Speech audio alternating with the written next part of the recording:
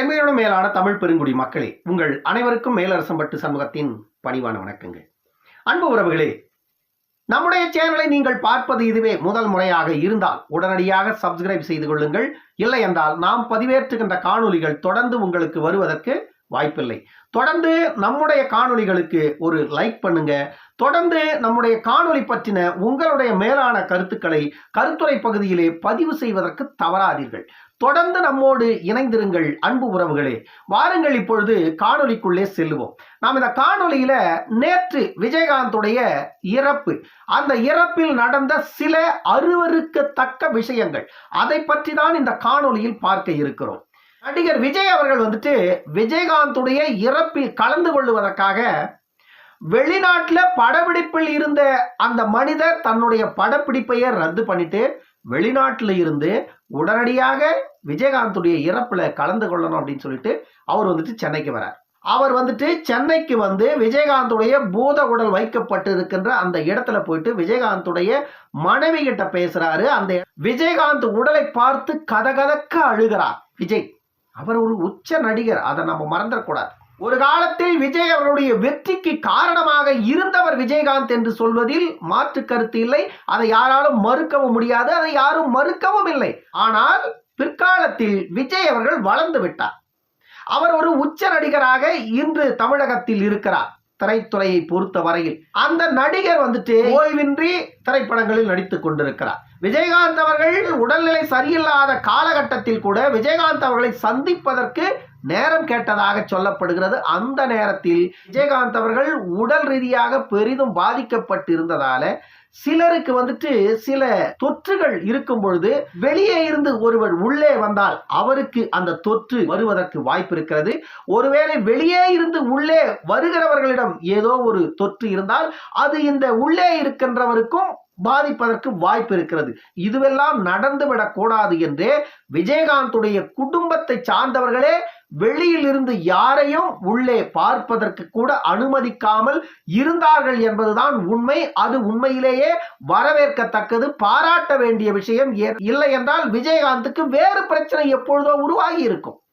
இதையெல்லாம் நாம் மறுத்துவிட முடியாது. இது சாமானிய மக்கள், அவருடைய ரசிகர்களுக்கு தெரிய வாய்ப்பில்லை.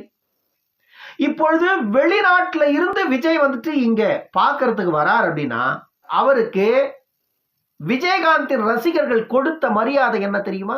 அவரை செருப்புல அடிச்சிருக்காங்க. விஜய வெளியே போ உள்ள வராத, வெளியே போ உள்ள வராத என்று ஒரு பெரிய கோஷத்தை எழுப்புகிறார்கள். அதன் பிறகு அங்கு பின்னாடி இருந்து ஒரு காலனி செருப்பை எடுத்து வீசுகிறார்கள். அது அவருடைய தலை மேல பட்டு கீழே செருப்பு விழுது. வெளிநாட்டில் இருந்து தன்னுடைய குடும்ப நண்பர், தன்னுடைய வளர்ச்சிக்கு மிகவும் ஏணியாக இருந்தவர், நம்மை ஏற்றி விட்டவர், அவருடைய இறப்பு எனும் பொழுது இது கடைசி, இப்பொழுது நாம் பார்க்க வேண்டும் என்று அவர் வெளிநாட்டில் இருந்து படப்பிடிப்பை ரத்து பண்ணிட்டு அங்கிருந்து இங்க வந்தா அவருக்கு இவர்கள் கொடுத்த மரியாதை இதுதானா? இதைத்தான் நாம் சொல்லுகிறோம். சினிமாவை சார்ந்தவர்களுக்கு எதுவும் தெரியாது. சினிமா நடிகர்களும் அவ்வளவுதான், சினிமாவை ரசிக்கின்ற ரசிகர்களும் 100க்கு 50 விழுக்காடு இப்படித்தான் இருப்பார். அடுத்தவர்களின் மனதை புரிந்து கொள்ளுகின்ற பக்குவம் அவர்களுக்கு இருப்பதற்கு வாய்ப்பில்லை. ஏனென்றால் அத்தனையும் அரைவேக்காடுகள். ஒவ்வொரு திரைப்படமும் வெளிவரும் பொழுதெல்லாம் அவர்கள் செய்கின்ற அந்த பால் அபிஷேகத்தை பார்க்கும் பொழுது நமக்கு என்ன தோன்றும்? அதுதான் இப்பொழுதும் தோன்றுகிறது. விஜய் வந்ததுக்கு விஜய்க்கு கொடுத்த வெகு மரியாதை செருப்படி. விஜய் வெளிநாட்டிலிருந்து தன்னுடைய படப்பிடிப்பை ரத்து பண்ணிட்டு இங்க வந்ததுக்கு அவர் வாங்கிட்டு போனது செருப்படி. இப்போ வடிவேலு கடைசி வரைக்கும் விஜயகாந்தை பார்க்கறதுக்கே வரல, விஜயகாந்துக்கு அஞ்சலியே செலுத்தல, ஒரு இரங்கல் செய்தி கூட வெளியிடல அப்படின்னு சாமானிய மக்கள் பேசுறாங்க. விஜயகாந்துடைய ரசிகர்கள் பேசுறாங்க. சரி, ஒருவேளை வடிவேலு அங்க வந்திருந்தா என்ன நடந்திருக்கும்? வடிவேலையும் இதைத்தான் செஞ்சிருப்பாங்க. வடிவேலையும் இப்படித்தான் அவமரியாதை செஞ்சிருப்பாங்க. வடிவேலையும் இப்படித்தான் அசிங்கப்படுத்திருப்பாங்க. வடிவேலையும் இப்படித்தான் செருப்புல அடிச்சிருப்பாங்க. ஏன்னா அடுத்தவர்களை மதிக்கின்ற மாண்பு இவர்களிடம் இல்லை. ஏனென்றால் இவர்கள் வெறும் ரசிகர்கள். ஒரு படம் நல்லா இருந்துச்சுன்னா பார்த்து ரசிச்சுட்டு வெளியே டான்ஸ் போட்டு போயிடுவான், கூத்தாடி. திரையில் அவர்கள் ஆடிய கூத்த ரோட்ல ஆடிட்டு போயிடுவான். சினிமா நடிகர்களை தவறாக நான் பேசலங்க. முதல்ல அதை புரிஞ்சுக்கிங்க. சினிமா நடிகர்களை நான் தவறாக பேசல.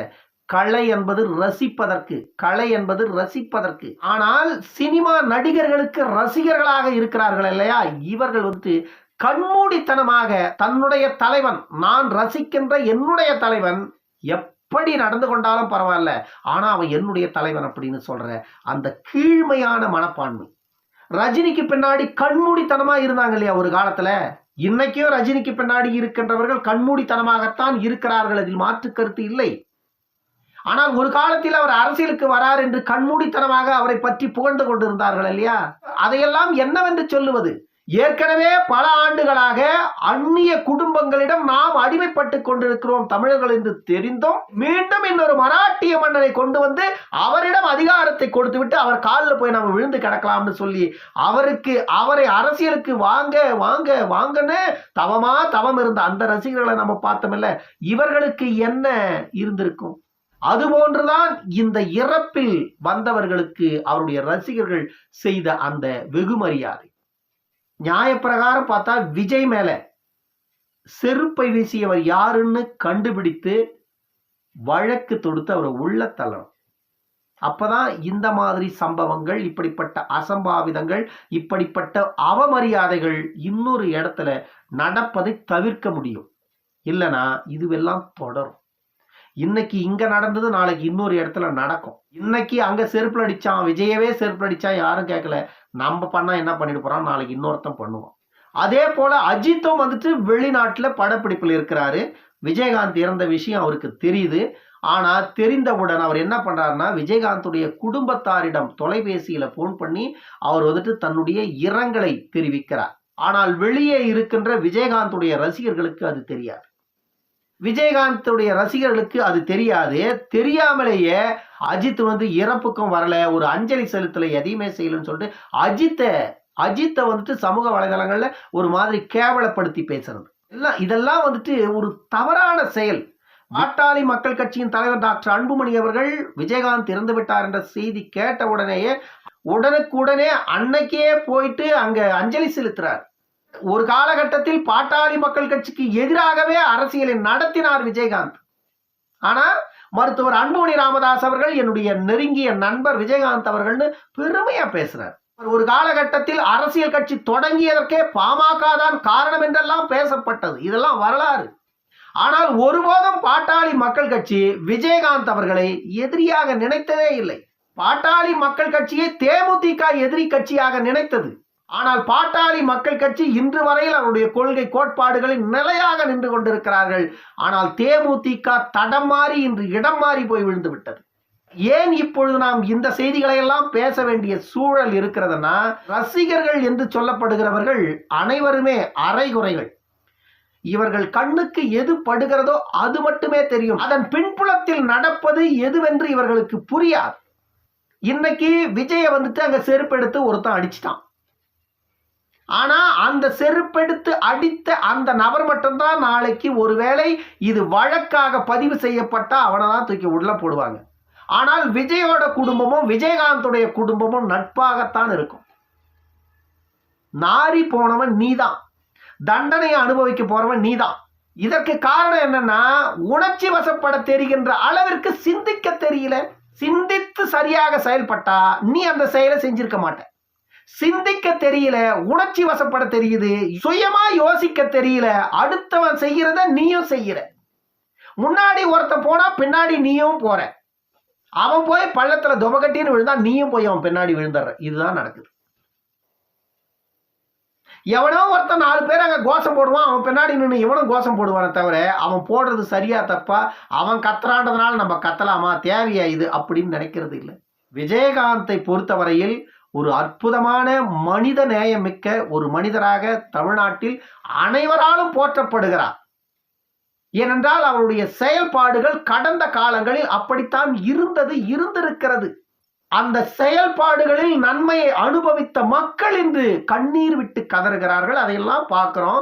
அப்படியெல்லாம் பார்க்கும் பொழுது விஜயகாந்துடைய மனம் உயரத்தில் நிற்கிறது.